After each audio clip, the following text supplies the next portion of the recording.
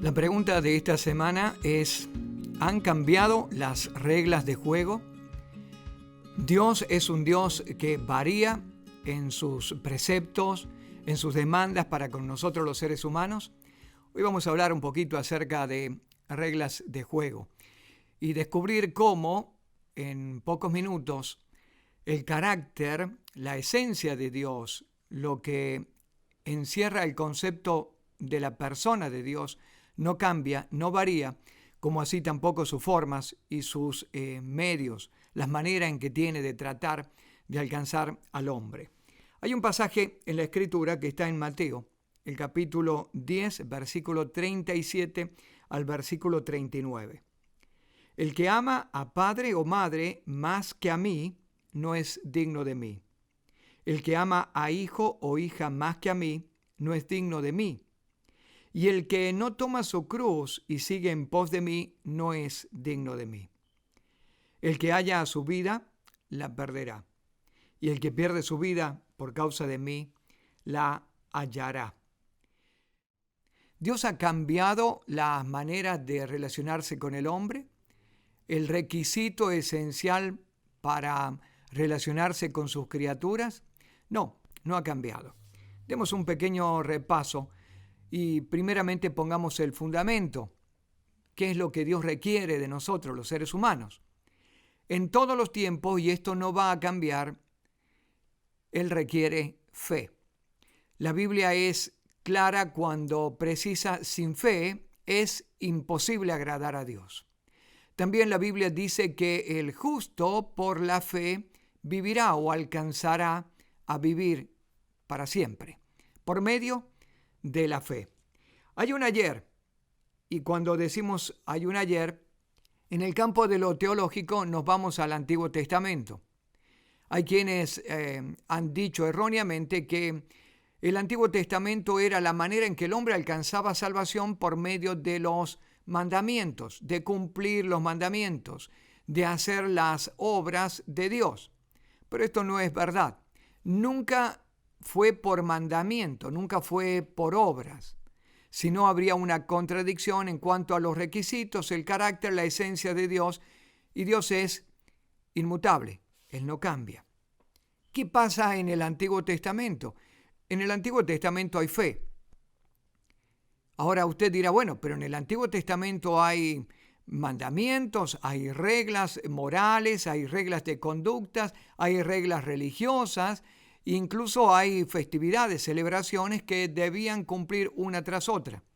Y yo vuelvo y le repito, en el Antiguo Testamento encontramos fe.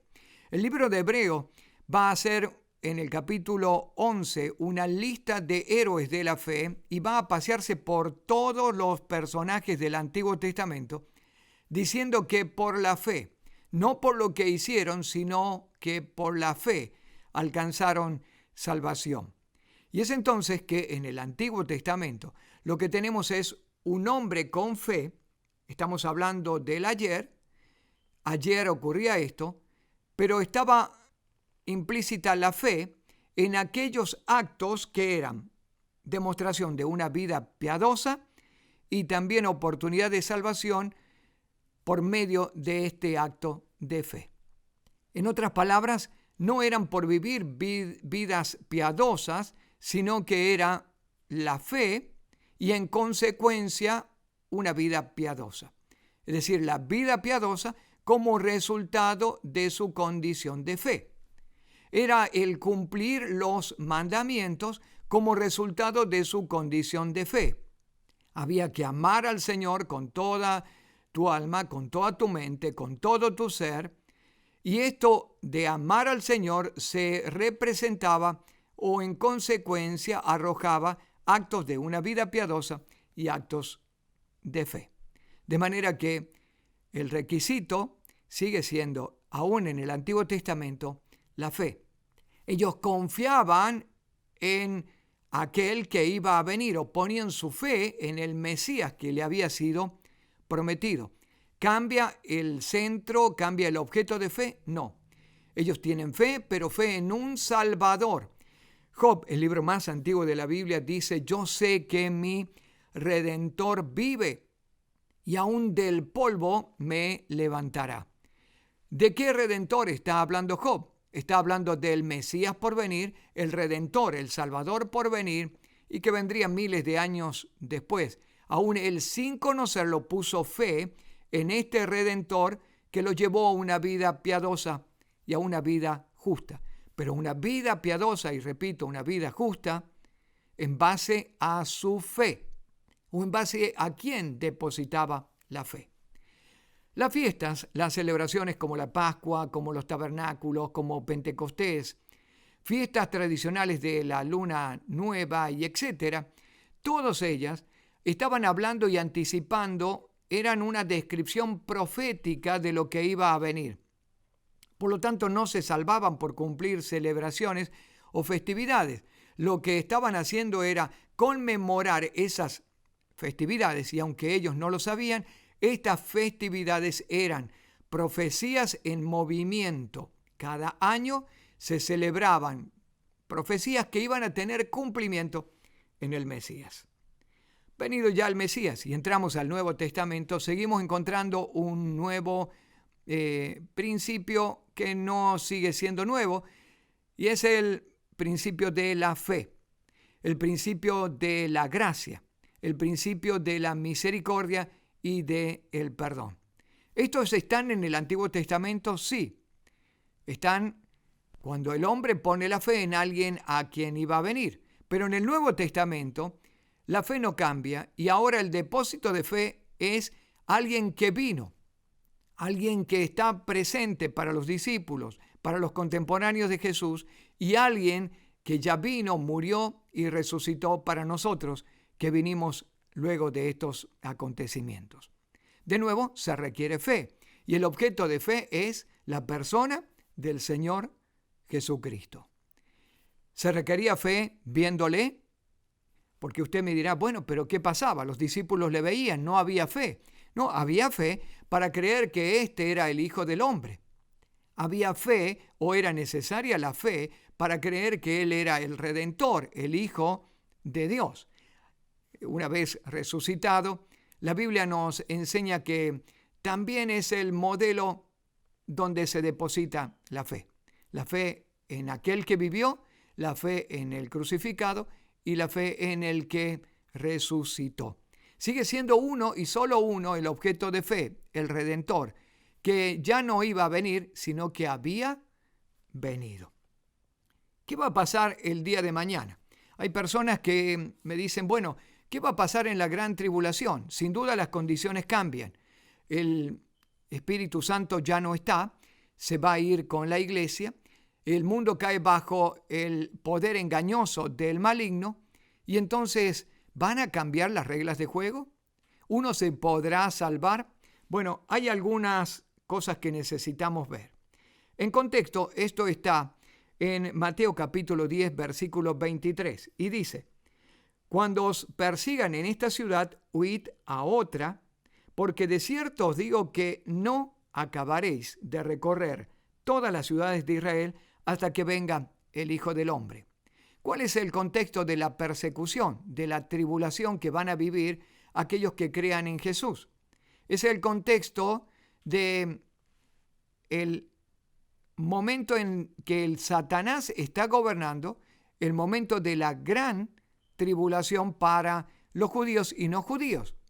Ellos van a reconocer, aquellos que entran dentro de los que no han sido engañados, van a reconocer al Mesías. Este grupo de personas va a requerir fe. Y usted me dirá, ¿fe para qué?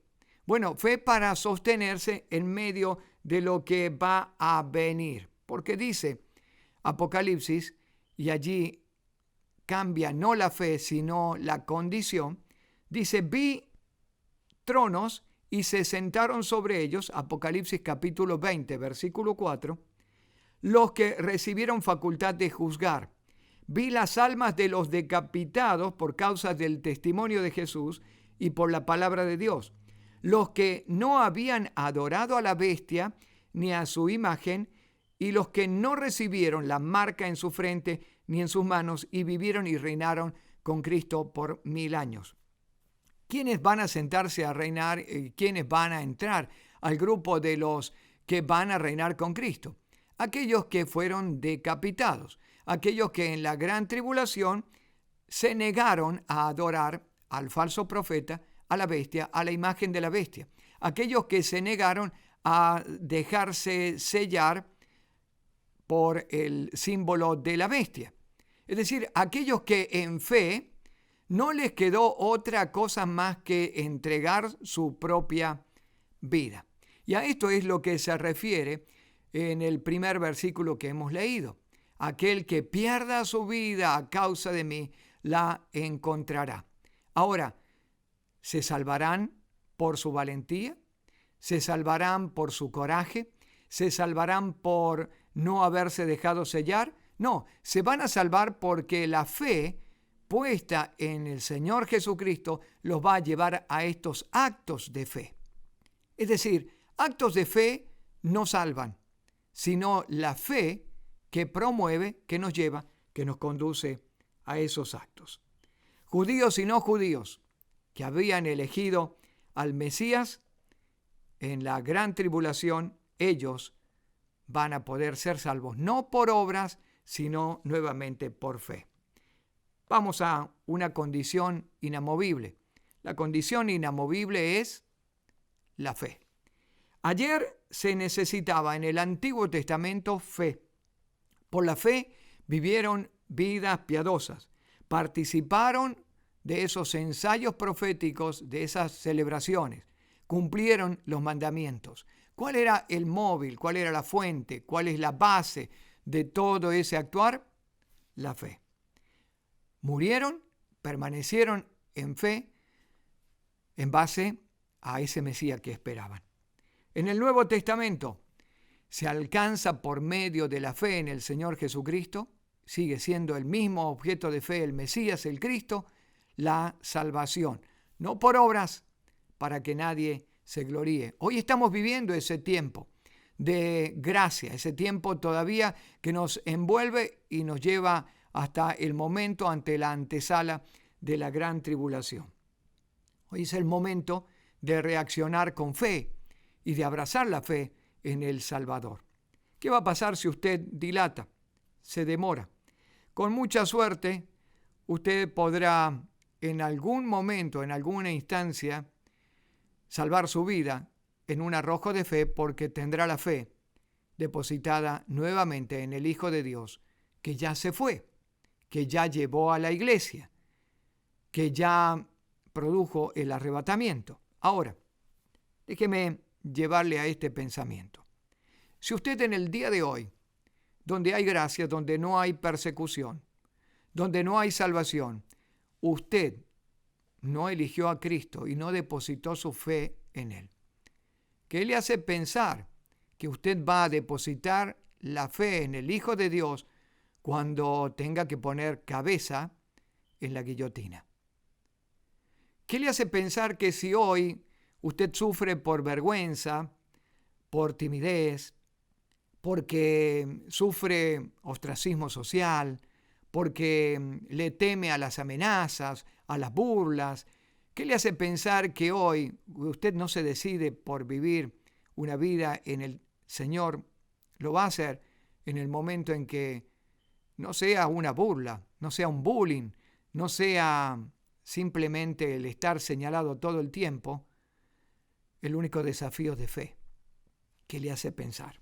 Por eso, para nosotros, el día de hoy, es urgente la decisión. Hoy es la decisión cuando no hay persecución. Hoy es la decisión cuando está claro que nuestra salvación es depositada en las manos del Salvador como única forma y la única manera insustituible de alcanzar salvación. Y hoy le invito que hoy pueda declinar posiciones, que pueda salvar su vida. Hoy le invito a que pueda usar de su sabiduría y de su inteligencia. Su alma está en grave peligro si no se arroja a las manos del Salvador. Hoy le invito que hoy no va a tener más que una burla quizás, o una persecución social en las redes sociales. Hoy le invito a que en un momento en que no está tan tensa y tan peligrosa la situación, usted pueda acercarse al Salvador. ¿Quiere hacerlo conmigo? La fe es la única condición. ¿Y qué es esto? Es decir, en confianza única y absoluta: Señor, confío en ti, me entrego a ti, tú eres mi Señor, tú eres mi Salvador. ¿Quiere hacer una oración sencilla conmigo? ¿Quiere ponerse delante del Creador y dígale: Señor, hoy entrego mi corazón, mi vida a ti, y hoy decido confiar que tú eres el Salvador que yo necesito, el único y suficiente Señor y Salvador para mi vida. Y hoy te recibo, te abro mi corazón. Perdona mis pecados, límpiame con tu sangre preciosa y anótame entre aquellos que ya te eligieron de plena voluntad y de limpia conciencia. Hoy te elijo a ti, en el nombre de Jesús. Y si usted ha hecho esta oración, me gustaría conocerla, me gustaría saberla. Escríbanos en nuestras redes sociales. Que el Señor le bendiga. Soy el pastor Rubén Herrera. Te agradezco que hayas podido acompañarnos en este video y te invito a que puedas suscribirte a nuestro canal, darle me gusta y compartirlo con tus amigos. Muchas bendiciones.